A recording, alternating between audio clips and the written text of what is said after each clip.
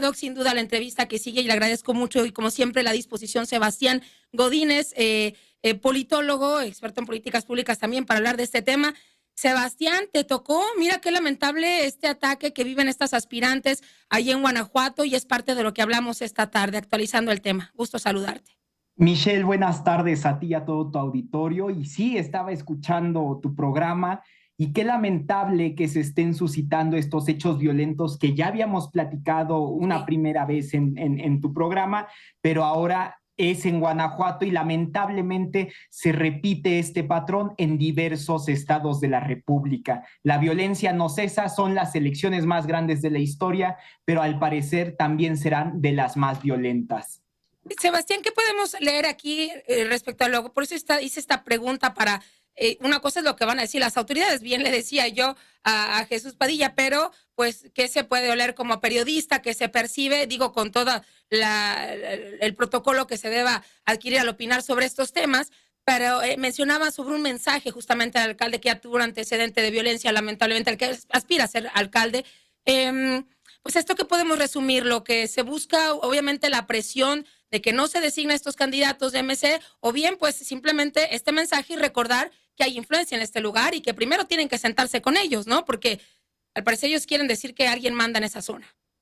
Lamentablemente el crimen, Michelle, se ha convertido en un poder fáctico, incluso algunos lo mencionan como un estado paralelo, debido a que hay zonas en donde el propio Estado no puede ejercer la justicia, ni su autoridad, ni el monopolio legítimo de la violencia, diríamos en ciencia política, y entonces se suceden casos como estos que son muy lamentables y que el crimen está haciendo sentir su brazo y sobre todo pues la capacidad de poner y quitar candidatos, pero esto es producto de la falta de políticas públicas y de una estrategia de seguridad que sea transversal y de los tres niveles de gobierno que permitan atender este tema de que tanto nos preocupa y nos ocupa a todos las y los mexicanos y que son necesarios para estos tiempos electorales, porque al final de cuentas la democracia no puede existir si hay altos niveles de violencia como lo estamos viendo en México.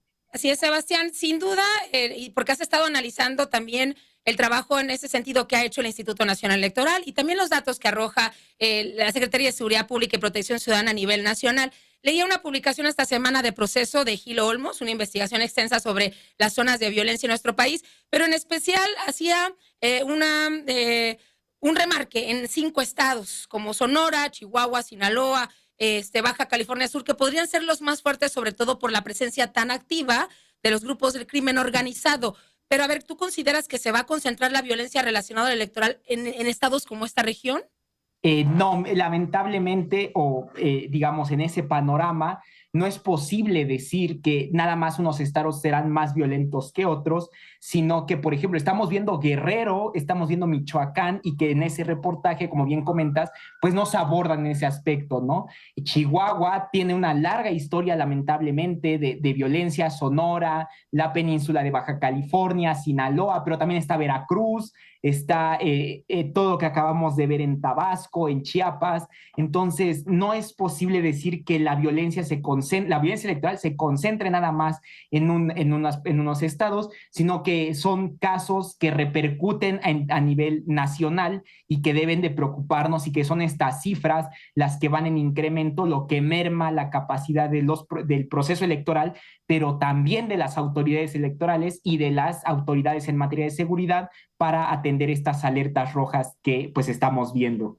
Sin duda. Sebastián, ¿no se ha hecho una actualización de cuántos aspirantes a diferentes puestos de elección popular ya han solicitado o siguen o continúan solicitando seguridad a autoridades? Pero es importante precisar que la principal ruta que se marcó es el Instituto Nacional Electoral, ¿no? Es decir, inicialmente son los partidos deben canalizar esta solicitud al INE y el INE debe conducirse al gobierno federal. Híjole, a ver, te pregunto, sobre todo por este conflicto que vemos entre el INE y el gobierno federal, cómo atender una necesidad que está solicitando alguien con quien al mismo tiempo, pues estás teniendo una bronca, ¿no? Sí, claro, el problema se va minando, ¿no? Yo considero que los cimientos de la democracia mexicana están siendo es producto de cismas, están siendo sacudidos, como bien dices, Michelle, por estas broncas de que si son o no, que si nos llevamos bien o no, y que al final de cuentas, si bien los partidos canalizan estas solicitudes, también es muy difícil que pues haya un estado de paz en eso de colaboración entre las autoridades electorales y el gobierno federal debido a estas retóricas que hemos escuchado de que si hay un golpe de estado técnico, de que si el INE no es democrático, de que si el INE es parcial, cosas que no son ciertas, pero que sí lastiman la democracia y al propio instituto y también la seguridad de los candidatos, porque al final de cuentas las elecciones, de acuerdo a las dinámicas o a las primicias de la ciencia política, deben celebrarse en entornos seguros y tranquilos y en México se está perdiendo esta variable que es fundamental para nuestro país. Sin duda, y agradecerte, Sebastián, porque te robamos estos minutos en fin de Semana Santa. Ya, por último, por un minuto, si me ayudas a resumir, hace 2 semanas platicamos, ¿qué actualización puedes hacer de lo que has visto y has analizado estas semanas de cara al proceso electoral? Bueno, Michelle, es difícil, la verdad. Lamentablemente la violencia sigue creciendo. El gobierno en los tres niveles no tiene una estrategia que atienda y todos se lo están dejando al INE.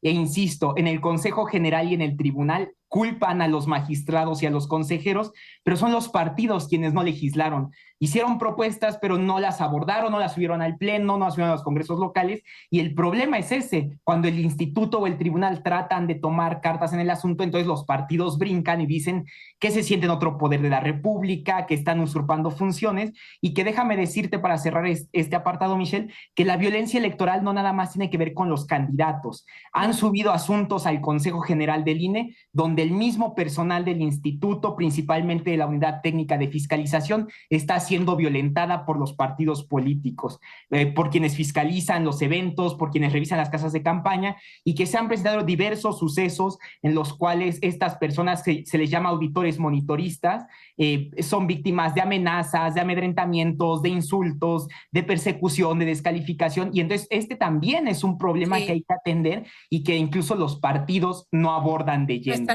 No lo están atendiendo, no lo han platicado y esperemos que justo después de esta charla pueda generarse esta plática y este debate. Como siempre, de verdad, Sebastián, gracias por esta colaboración. No, gracias a ti, Michelle, y quedamos atentos para cualquier cosa que necesiten tú y tu auditorio y siempre un gusto escucharte y estar en tu programa. Igualmente, Sebastián. Gracias, Sebastián Godínez, politólogo y experto también en políticas públicas. Gracias por esta colaboración.